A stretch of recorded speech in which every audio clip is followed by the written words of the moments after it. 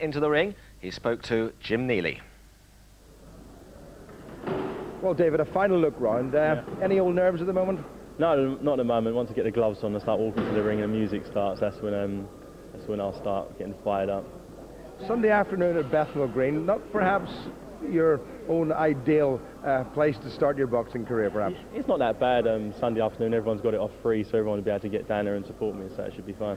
Have you got many people coming? Yeah, I've got an army load of people coming down, so it should be rammed. The atmosphere should be good, and I've boxed here before, and it's always a great atmosphere in Bethnal Green, you'll call, so it should be like that this afternoon. Big decision not to stay on and go for the Athens Olympics, and I suppose in a couple of hours' time we'll know whether that decision was the right one. Yeah, it should be fun. Obviously I've got a good opponent in Tony Booth, very experienced at over 100 fights. So the different rules, the referee's not going to be pulling me up constantly, so no vest, no head guard, and it's just a completely different sport, and I'm just looking forward to a new challenge. Having had such a good amateur actual career, huge expectations from everybody. What about your own expectations? I'm just going to take it one fight at a time. I've seen people look too far into the future. I'm just going to take one fight as it comes and just take it. I'm aiming for the British champion. So once I'm there, then I'll look to Commonwealth, then European, then world. But at the moment, it's being the best in Britain I'm looking for. Hey, have a good one. Thanks a lot. Cheers. Well, the waiting is over, and David Haye looks nice and relaxed. Back in a boxing ring for the first time in some 5 months since he departed the Commonwealth Games in Manchester under somewhat controversial circumstances, and the big decision to forsake the headgear and the amateur vest for the much tougher world of professional boxing. Well, a man who made it to the very top is ever beside me. Richie, what goes through your mind when it's your pro debut? Well, sir, I think he looks so relaxed, but what will be going through his mind is he'll be more nervous of the actual situation, I would have thought, than the opponents, and that's no disrespect to Tony Booth, but he'll want to impress. He's got a lot of people supporting him here, so he'll just want to impress them today. But yeah, that's where the nerves might come in, but he just looks extremely relaxed. There doesn't look like a nerve in his body, and I'm impressed just watching him walk through the door, Jim. Ladies and gentlemen, 4 3-minute rounds, Cruiserweights. Well, one wonders how the nerves are holding up for David Haye. He certainly looks nice and relaxed, and my goodness, doesn't he look in good shape. 13-9, and one suspects that he's going to operate as a cruiserweight as his professional career unfolds, but he's in against a man who has been in against just about everybody. This is the 122nd professional contest for the man from Hull, Tony Booth, and he has actually had more wins than any other current British boxer, than with the exception of Johnny Nelson. He's actually had 41 professional victories, Tony Booth. Johnny Nelson's had 42, and for the record, Lennox Lewis has had 40. And you know, Richie Woodall, this was a pretty tough call to take on a guy like Tony Booth. Yeah, I was quite surprised actually when Booth came in as David Haye's opponent. It just goes to show that David Haye and his management team really aren't mucking around here. They've picked a pretty very experienced guy who's been in with everyone. But straight away, David Haye getting to work, and he's settling the nerves. That right hand over the top, great shot that. But yeah, I was a little bit surprised. This kid, Tony Booth, if he fancies the job, he can cause problems for David Haye. Well, the kid, as Richie calls him, is 32 years old. He's 10 years older than David Haye. He's been in with 4 current or former world champions. David Haye, well, that's not the most auspicious start to his professional career, being told off by Richie Davis for what was very definitely a low blow. And remember, it's 4 3-minute rounds, and David Haye has been used to 4 2-minute rounds. What a great right hand by David Haye, and he's caught Tony Booth. This is an impressive piece of punching by the novice. Tony Booth in action just some 10 days ago when he went in against a promising heavyweight, the Israeli-based Londoner Roman Greenberg, I should say, lost to him in points. But what an explosive start by Haye. He looks nice and relaxed, but that hand speed is very impressive indeed. Yeah, excellent stuff for me. And what he's doing here, that shot there that he delivered, that the right hand, well, first of all, he's thrown a left hook around the guard of Tony Booth, which is literally distracting Tony Booth, and then the right hand follows, and that's the shot that he's getting home with. Very impressive from David Haye early on. And as I said, that left hand just distracting Booth, and then he's coming across with the right hand. Good work from Haye early. Round the corner, Tony Booth complaining a little bit that it was something of the old kidney punch, went right round underneath his left elbow. But this is impressive stuff from David Haye, who will well remember that one of the last times he was in this Hall, the York Hall here in Bethnal Green. He was stopped by Coventry's Jim Twite in the ABA semi-finals after he'd stopped Courtney Fry, his great amateur rival. But this is good work by Haye. He does look impressive, and Richie, he's in superb condition. Yeah, he looks in great condition, and he looks extremely relaxed. Pretty impressed with him earlier here, because normally in the first round of a contest can be a little bit nervous, but here he's getting to work, and straight away he's getting those big punches on. He's varying his work from body to head. It's the right hand that's doing all the damage, but uppercuts, hooks. But yeah, this is good stuff from Haye. What a good opening 3 minutes, and David Haye acknowledges the contribution made by Tony Booth.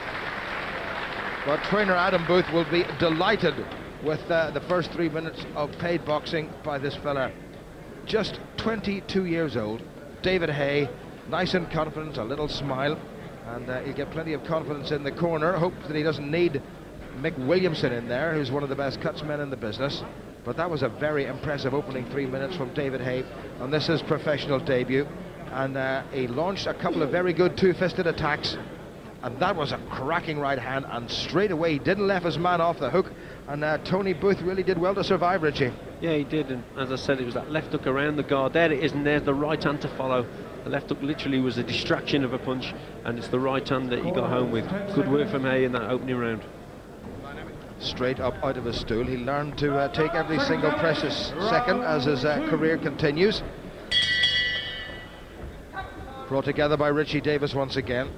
Tony Booth is a former undefeated Central Area Cruiserweight champion and an undefeated British Masters light heavyweight champion, and he has been in against some of the best men from super middleweight up to heavyweight in the business.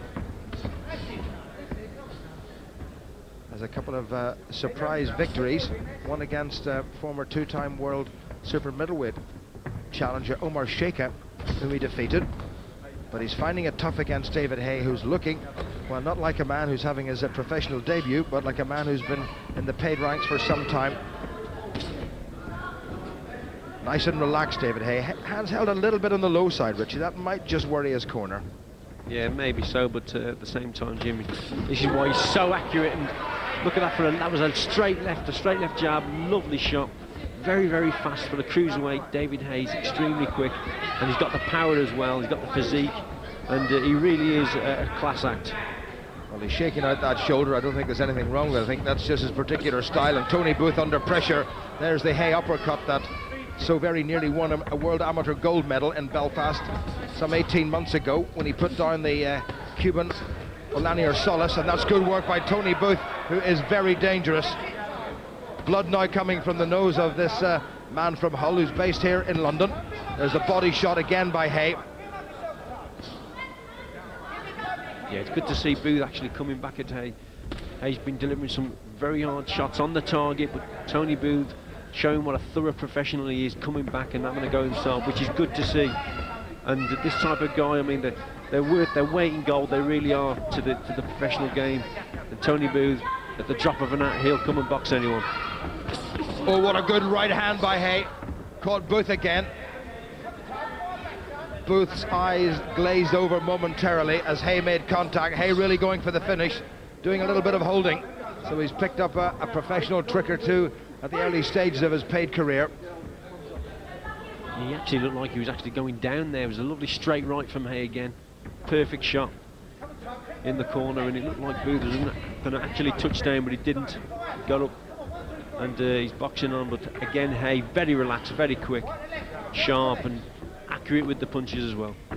Just stalking his man. There's that straight left again. Booth holding on.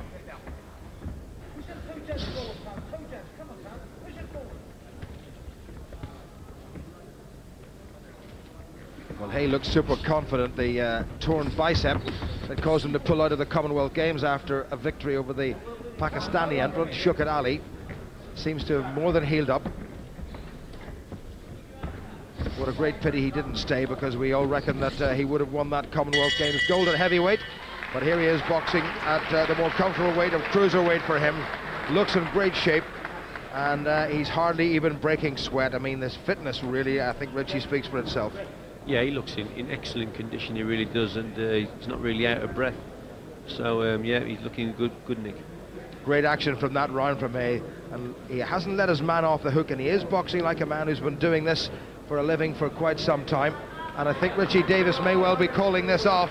Richie Davis is calling it off now. We're looking at a replay here, and we've come back, and I think Tony Booth, dear old Tony Booth, has had enough. He got caught very heavily. This is his 14th contest this year, and I think he's acknowledging that David Haye was hitting too hard for him. His nose was very badly bloodied. It might well have been broken. But David Haye, not perhaps the ending that he wanted, but certainly the result he wanted. And Tony Booth, who took this fight at very short notice, and remember he boxed just 10 days ago and came in when the original Russian opponent for David Haye pulled out, has come in like the true pro he is. This is 122nd professional contest, and he's in against a young man who, let's face it, is going to go places. Disappointing way it ended, Richie, but no doubting the performance. No, and that's all that matters to him. He's got that first win under his belt, and as you said, Tony Booth, he'll come and box anyone, and all credit to him. But today he was outclassed, and this kid is David Haye. He's an exception, and he should go. I'm fancying this kid to go all the way, Jim. Pretty impressive start from where I was sitting, David. How did you feel about it yourself? No, I just felt relaxed, and I was just looking forward to it. The rounds seemed to be a lot longer than they used to be, so that was good. I got lots more time to show my shots and show my repertoire of punches. I was ashamed he had pulled out, so I was looking at a big third round there. I'm sure I'd have knocked him spark out, but obviously he pulled out, understandably. But I'm looking at fighting as often as possible. As often as you've got the shows, I'll fight on them. I keep myself in brilliant condition all year round. So anytime, no matter how short the notice is, I'll be ready to fight. So many cruiserweights out there. There's a lot of unbeaten cruiserweights out there who've turned down fights with me already, because he's the only person in the whole of Britain who would step up to the challenge. I've had one fight. If there's any chance of you guys beating me, it'll be now. So before I get 10, 15 fights down the road, it's been impossible to beat me, have a crack at me now, because I'm ready to go. In that first round, you caught him straight away with a pretty good right hand. How did that feel? It was okay. It was just everything. I just wanted to be patient and spiteful, and just did my thing. I wanted to go a few more rounds there. It's a shame, but obviously he couldn't take it. So I was just really happy to be in there. Felt really comfortable. You could do a lot more. I can express myself a lot more as a professional, rather than having a referee constantly pulling me up for infringements and whatnot. But I really enjoyed it. The occasion. All the family and friends are here. It was a really good time. Did you notice that much of a difference moving up to the paid ranks? At the end of the day, a fight's a fight, whether it's in a box ring or a street or a professional ring, amateur ring. A fight's a fight, it's just a combat. I just love being one-on-one with someone and trying to prove who's the best guy. Love it. Yeah, you've been boxing for the last couple of years at heavyweight as an amateur. There's no cruiserweight really in the amateur, so do you feel this is your natural weight as a pro? Cruiserweight, I can make the weight comfortably. I was only 1 pound over the weight limit now, and obviously because I knew Tony Booth. So I've always maintained that if you're going to fight at cruiserweight, you should make the cruiserweight limit every time. So obviously I found out the Russian who pulled out against me.